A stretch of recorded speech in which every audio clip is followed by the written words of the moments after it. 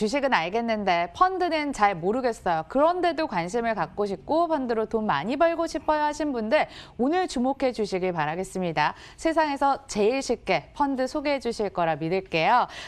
GB투자자문 마경환 대표님 나오셨습니다. 안녕하세요. 네, 안녕하세요. 네, 오늘 그리고 금요일까지 해서 해외, 국내에서 우리가 유망하게 바라봐야 할 펀드 2선 가지고 오신다고 하니까요. 너무 어렵게 생각하시고 막연하게 생각하시지 마시고 끝까지 한번 잘 들어주시길 바라겠습니다. 네, 그래서 2021년에는 어떤 투자 전략이 좋을까요? 이거 먼저 챙겨볼게요. 그렇죠. 일단은 저희가 좋은 펀드를 선택하기 전에 내년에 전반적인 글로벌 매크로가 어떻게 흘러가야 될지를 먼저 체크를 해보셔야 될 것 같은데요. 일단 슬라이드를 좀 먼저 보면서 말씀드리겠습니다. 네. 지금 보시는 슬라이드가 제가 생각하는 내년에 한 4가지, 4가지 정도인데 글로벌 매크로입니다. 뭐 잘 아시겠지만 내년에 본격적으로 백신이 이제 배포되면서 글로벌 경제가 이제 본격적으로 회복 사이클에 본격적으로 진입하게 될 것이고요.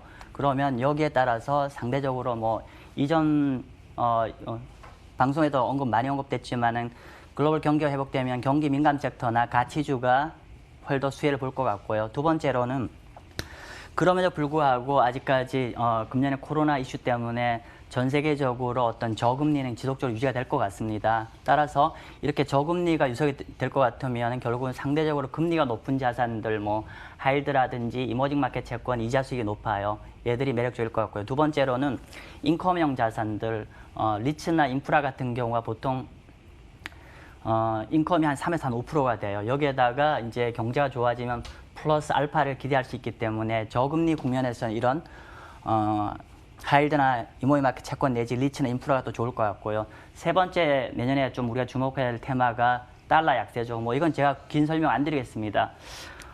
달러가 약세가 되면 또 오히려 가격이 올라가는 자산들이 많습니다. 가장 대표적인 게 채권 안에서는 달러 표시 이머징 마켓 채권과 또 현지 통화 표시 이머징 마켓 채권이 가장 큰 수혜를 보게 되고요. 그다음 주식에서는 달러 약세가 됐을 때 가장 큰 수혜를 보는 게 물론 전체적으로 이머징 마켓이 좋지만 이머징 안에서 좀 핀포인트를 딱 하라고 하면은 원자재 수출 국가입니다. 원자재 수출 국가가 달러 약세됐을 때 가장 큰 수혜를 보는 거죠. 예를 들면 우리 사회자님도 아시겠지만 원자재 수출 국가라고 하면 가장 대표적인 게 라틴 아메리카예요.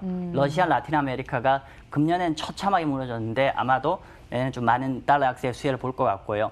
여기가 내년에 이제 글로벌 경제 회복이나 저금리 달러 약세가 될 것 같고 그럼에도 불구하고 금년에도 좀 계속 지속되고 있고 내년에 지속될 예정인 게 어떤 디지털화와 우리 기후 변화 테마들 그죠? 클린 에너지나 뭐 이런 5G 같은 거는 지속적으로 갈 것 같습니다. 그래서 이렇게 한 4가지 정도가 내년에 주요 어떤 매크로 테마가 될 것 같습니다. 네. 그래서 이거를 좀 이제 금년과 좀 대비를 해서 한번 보도록 하겠게요. 직관적으로 말씀드리겠습니다. 사실은 이제 표현이 이제 제가 여러 언급되어 있는데 이렇게 이해하시면 될 것 같아요. 금년에는 코로나 때문에 그 국면에서 수혜를 보던 자산들이 다 좋은 거고 반면 내년에 좋을 거는 금년에 코로나 때문에 다 굉장히 아픔을 겪었던 애들이 올라올 겁니다. 반대가 되는 거네요. 네, 맞습니다. 그래서 내년의 테마는 로테이션입니다. 채권을 치자면 우량 채권에서 저등급, 국채에서 하이드, 그리고 금년에 좋았던 정보통신에서 상대적 경기 민감주, 그리고 금년에 성장주와 대형주가 좋았잖아요. 네. 내년에는 가치주와 중소형주가 좋을 것 같고, 그리고 금년에는 거의 미국 중심으로였는데 이제는 이머징으로 경제가 어떤 로테이션. 열기가 전이가 되니까 그쵸 선진국에서 이머징이 포인트일 것 같고요. 그리고 선진국 내에서도 금년에는 미국만 좋았는데 아마 금년에 이제 가장 선진국 내에서 안 좋았던 게 유럽이에요. 유럽이 왜 그러냐면 코로나에 가장 큰 타격을 받고 또 IT 산업이 거의 없습니다. 따라서 근데 반대로 이제 좀 전에 말씀드린 대로 유럽이 상대적으로 경기 민감주가 많아요. 따라서 아마도 내년에는 유럽이 굉장히 우리가 주목해야 될 나라일 것 같고. 그럼 펀드도 유럽이랑 뭐 동유럽, 라틴 관련된 펀드를 그렇죠. 봐야 되는 예, 거예요? 맞습니다. 그래서 이머징 안에서는 이제 동유럽과 라틴을 좀 보자는 건데요. 그래서 아마 금년에 좀 내년 추천할 펀드는 이런 쪽을 반영한 펀드가 적합하지 않을까 생각입니다. 자, 그래서 좀 구체적으로 좀 설명을 좀 드려볼게요. 자, 일단은 이제 제가 이제 왜 그럼 개별 주식이나 ETF보다 우리가 펀드를 해야 되냐라는 걸 먼저 말씀 좀 간단히 좀 드리면은 이제 V자로 해서 어떤 저평가 국면이 해소가 됐기 때문에 이제부터 본격적으로 좀 이제는 조금 약간은 비싼 국면에 가기 때문에 제가 표현이 그런데 금년에 아무거나 좀 시장이 대표되는 종목만 사면 우리 수익이 다 났죠. 그런데 지금부터는 어떻게 보면은 본격적으로 전문가 시장이 될 것 같다는 거죠. 따라서 우리가 직접 어떤 게임에 들어가서 게임을 하려고 하지 마시고 세계적인 전문가의 프로 선수들한테 우리가 투자를 하자는 거예요. 그러니까 내가 투자를 잘 못하니까 그냥 투자 제일 잘하는 사람들 그렇죠.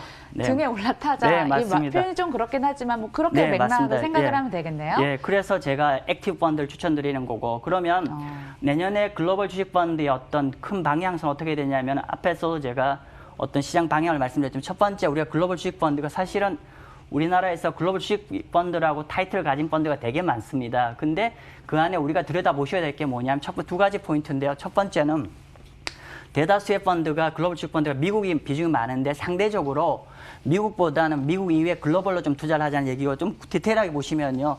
미국보다는 좀 유럽 비중이 좀 상대적으로 많은 펀드를 선택하시면 좋을 것 같고요. 두 번째는 어떤 성장주 온리라고 하면은 약간 저평가되어 있는 가치주도 좀 많이 들어있는 글로벌 주식을 투자했으면 좋겠다는 게 첫 번째 얘기고요. 두 번째 해외 펀드가 금년에 어떻게 보면은 미국 펀드만 투자를 하셔야 되는데 아까도 말씀드린 대로 이제 이머징 주식 펀드도 좀 고민을 하실 필요가 있습니다. 네. 따라서 우리가 이제 요런 이제 상대적으로 가치 중심의 글로벌 주식 펀드도 하나 추천드리고 두 번째로는 이머징 주식 펀드도 했으면 좋겠습니다. 그래서 상대적으로 전체 글로벌 온기가 선진국에서 이머징으로 가고 두 번째 이머징 안에 큰 그림 보면은 가치주나 경기 민감주가 큰 라틴이나 동유럽도 꽤나 들고 있는 펀드였으면 좋겠어요. 그러니까 그냥 신흥시장이라고 하면 우리가 생각나는 게 뭐 베트남이라든지 인도 뭐 떠오르는 뭐 별 뭐 이런 식으로 네. 그런 국가들이 생각이 나는데 예상을 다 깨고 라틴을 계속 강조를 하고 계세요. 네, 맞습니다. 라틴 좋아하세요? 예. 사실 경제 안 좋은 나라인데요. 제가 계속 말씀드리는 건 뭐냐면 큰 그림에서 글로벌 경제가 이제 딱 턴어라운드에서 리커버하는 국면인데 이들 나라 같은 경우는 공통적으로 경제 꺾일 때는 통화도 깨지고 주식시장도 동시에 깨지는 나라인데 반대로 경제가 돌아서기 시작하면 이들 나라의 통화도 올라가고 또 경제도 올라오는 국면이라서 좀 이런 걸 좀 하는 펀드를 좀 했으면 좋겠다는 말씀 좀 드리는 거고 좀 구체적으로 좀 말씀을 좀 드리겠습니다. 제가 이제 펀드 선택 방법이라고 했는데 이런 거죠. 그러니까 사실은 이제 일반적으로 우리가 금융기관에 펀드 추천할 때 항상 나만 가입하면 과거 성과는 좋았는데 내가 가입하면 안 좋아요. 그죠? 주식이랑 똑같네요. 거기도. 그렇죠. 왜 내가 사면 안 오를까? 네, 그게 이유가 뭐냐면은 우리가 과거 성과를 좋았던 펀드만 고르다 보니까 그런 거예요. 그죠? 펀드를 선택할 때 물론 과거 성과를 보셔야 되는 게 가장 중요한 게 아니다는 거 한번 보시죠. 여기가 미국 증권거래소 SEC가 했던 코멘트입니다. 말이 너무 어려워요. 예, 이거. 쉽게 말하면은 과거 성과는 미래의 좋은 예측 지표가 아니다. 그러니까 과거 보고 투자하지 말라. 그렇죠. 여기 있어요. 과거의 우수한 성과 현혹돼서 투자하면 안 된다. 그죠? 그런 거고 두 번째로는 그래서 상대적으로 우리가 어떤 과거 성과가 수익만 봐서는 안 된다는 게 첫 번째 우리가 펀드 선택하는 기준이고요. 두 번째로 펀드 선택하는 기준은 그럼에 불구하고 우리 과거 성과를 봐야 될 거 아닙니까? 우리가 볼 수 있는 자료가. 그러면 어떻게 되냐면은 어떤 쇼텀 단기의 성과를 보는 것보다 이렇게 좀 장기의 성과를 보셔야 될 것 같고요. 장기는 3년, 5년, 10년을 그렇죠. 쓰셨네요. 예, 맞습니다. 그리고 제가 장기라고 말씀드리는 건 뭐 이런 겁니다. 어떤 펀드가 기본적으로 경기 사이클을 한번 다 나빴을 때 좋았을 때 다 겪었던 펀드였으면 좋겠어요. 왜냐하면 경기가 나쁠 때 이 펀드가 어떻게 작동되고 경기가 좋았을 때는 어떻게 작동되는지 다 우리가 검증할 수 있는 상황이기 때문에 그렇다는 거죠. 그러니까 나빠도 잘 방어를 했고 좋을 때는 수익을 더 잘 냈고 이런 펀드가 중요하겠다는 얘기를 네, 해주셨습니다. 맞습니다. 근데 아무리 이야기를 들어도 그런 펀드를 어떻게 골라야 되는지 그런 펀드 추천해 주세요라고 하면은 또 은행 가서 추천을 잘 해줄지도 잘 모르겠고 그래서 저희가 또 대표님을 모신 네, 거잖아요. 맞습니다. 이 선을 준비해 오셨다고 합니다. 앞에 이야기 너무 어려우셨던 분들 지금부터 주목을 하시면 될 것 같아요. 네, 첫 번째 펀드는요? 네, 첫 번째 펀드는 피델리티 글로벌 배당 인컴 펀드입니다. 이 펀드는 뭐 결과부터 말씀드리면 금년 성과 안 좋습니다. 네. 성과가 왜냐하면 그러니까 성과가 안 좋은데 성과가 안 좋은 펀드에 불구하고 제가 추천드리는 거는 왜 성과가 안 좋았냐는 거예요. 이 펀드가 성과가 안 좋았던 건 첫 번째 유럽 비중이 많았어요. 두 번째 이 펀드는 성장주보다는 어떻게 해요? 가치주나 배당주가 많았기 때문에 이 펀드가 성과가 안 좋았는데 제가 이전에 말씀드렸죠. 내년에 그런 쪽으로 옮겨갈 것 같으니까 이 피델리티 글로벌 배당 인컴 펀드는 거기에 해당되는 펀드입니다. 미래를 보자 그랬잖아요. 예, 우리 맞습니다. 대표님께서. 네, 그렇고 그다음에 보통 이제 제가 이제 이렇게 말씀을 드리죠.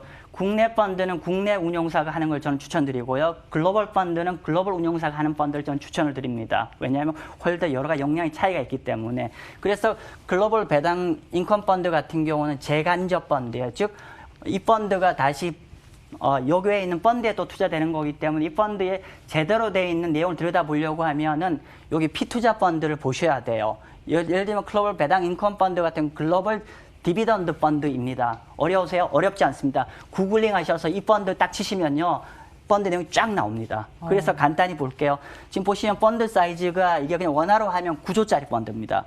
그리고 이 펀드는 9조. 예, 9조입니다. 9조이고 그리고 이 펀드는 1912년부터 했으니까 한 9년 된 펀드입니다. 일단 굉장히 크고 오래된 펀드이고요. 두 번째 이 펀드 보실까요?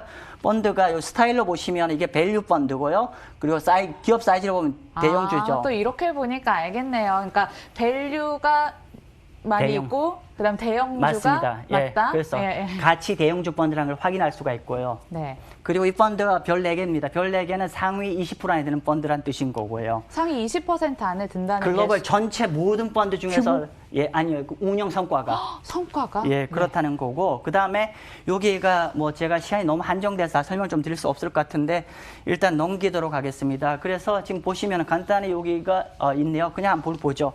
이 펀드 보시면 현재 유럽이 34%, 노스 아메리카 31%입니다. 일반적으로 글로벌 펀드는 인덱스가 북미가 60인데 31%밖에 안 되고 유럽이 많죠. 그래서 만약에 제가 서두에 말씀드렸지만은 미국보다 유럽에 간다고 하면 이쪽 섹터가 굉장히 바람직할 것 같고요. 아까 말했던 그 라틴 여기 나오니까 굉장히 반갑네요. 네, 섹터. 네. 그리고 여기는 금융주나 뭐 이런 쪽에 많다는 걸 말씀 좀 드리겠습니다. 자, 넘기도록 하겠습니다. 제가 슈로드 이머징 위너스는 이머징 마켓을 투자하는 좋은 방법론으로 제가 가져왔는데요. 자, 이거 탑2예요. 탑2 여러분. 네, 맞습니다. 이 펀드를 추천하는 이유는 첫 번째 성과가 좋아요. 두 번째 이유는 이머징과 라틴이 많기 때문에 추천을 드리는 겁니다. 자, 한번 볼게요. 자, 일단 성과 보시죠. 2015년부터 성과입니다. 2015, 16, 17까지 있는데요. 여기를 보실 때 이 펀드가 시장이 무너질 때도 크게 여기 타겟이라는 게 인덱스인데 인덱스보다 부진하지 않고요. 특히나 장이 올라갈 때 보실래요? 언제? 17년도, 19년도 보시면은 특히나 작년 보시면은 이머징 마켓 인덱스보다 무려 한 15% 이상 아웃퍼폼을 하고 있습니다. 그러니까 이게 지금 타겟이라는 게 평균치인데 이것보다 숫자가 더 높은 게 중요한 그렇죠. 건가요? 우리가 투자한 이 펀드에 성과한 거죠. 아, 근데 이게 보니까 높았고 대부분 높았네요. 네, 맞습니다. 그래서 성과가 좋고요. 이 펀드 같은 경우는 사이즈가 이게 2007년부터 만들어진 펀드이고 한 3년 된 펀드고요. 현재 펀드 사이즈는 한 1.6조 정도 됩니다. 자, 보죠. 1.6조면은 큰 거예요. 큰 펀드이죠. 네. 예. 자, 그리고 지금 이 펀드를 보시면요. 지금 제가 이제 요거 말씀을 드리죠. 모닝스타 별 5개입니다. 여러분이 이 펀드를 우리 보실 때 좀 어려워서 잘 모르면요. 모닝스타 스타 레이팅 보시면 됩니다. 별 몇 개니? 모닝스타 스타 레이팅? 예, 별 몇 개냐? 아, 별평가. 예, 스타 별평가. 레이팅? 그래서 이게 참고로 1부터 5까지가 있는데 별 5개가 가장 좋은 펀드입니다. 무슨 의미냐? 별 5개는 전 세계 모든 해당되는 펀드 군 중에서 상위 탑10 안에 드는 펀드라는 뜻입니다. 그래서 이렇게 보셔도 될 것 같고요. 그리고 지금 보시면은 섹터 한번 보시면은 네. 지금 여기 보시면은 어떤 나라 많이 갖고 있니? 중국. 34%, 코리아, 한국. 사우스 코리아 19%, 타이완, 타이완 대만, 8%, 브라질, 그다음에 라틴. 브라질, 사우스 아메리카, 아프리카. 남아공, 러시아 이런 나라예요. 즉 제가 아까 말씀드리기를 특히나 내년에 좀 수혜를 많이 볼 수 있는 여지가 있는 게 동유럽과 라틴이라고 말씀드렸는데 여기 보시면 동유럽과 라틴의 비중이 제가 한번 계산을 해봤는데 20%입니다. 그래서 제가 이제 동아시아, 한국, 중국을 버리란 뜻이 아닙니다. 한국, 중국을 갖고 있는데 이런 동아시아, 그러니까 동유럽과 라틴도 같이 들어있는 펀드를 좀 추천을 드리는 거고요.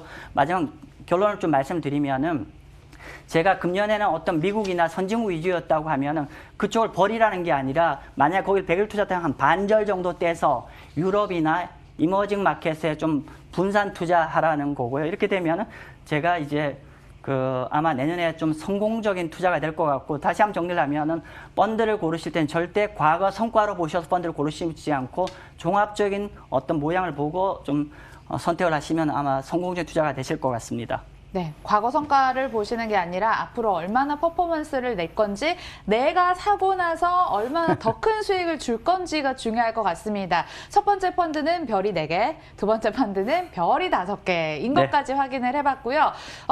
또 금요일에 저희 국내 편을 하잖아요. 그때는 이제 영어가 안 나와서 조금 더 쉽게 저희가 설명을 들을 수 있을 것 같습니다. 근데 살짝 좀 힌트 좀 주세요. 어떤 2가지 종목을 들고 오실까? 2가지 펀드를? 예, 지금 일단은 제가 생각하기에는 이제 시장, 그러니까 금년에 좀 안 좋았던 친구들도 같이 투자하자. 그러니까 큰 그림에서 글로벌 투자가 그대로 투영된다고 생각하시면 됩니다. 그대로 예, 시장이... 왜냐하면 네. 금년에 전 세계적으로 다 성장주 위주였고 국내도 마찬가지였는데요.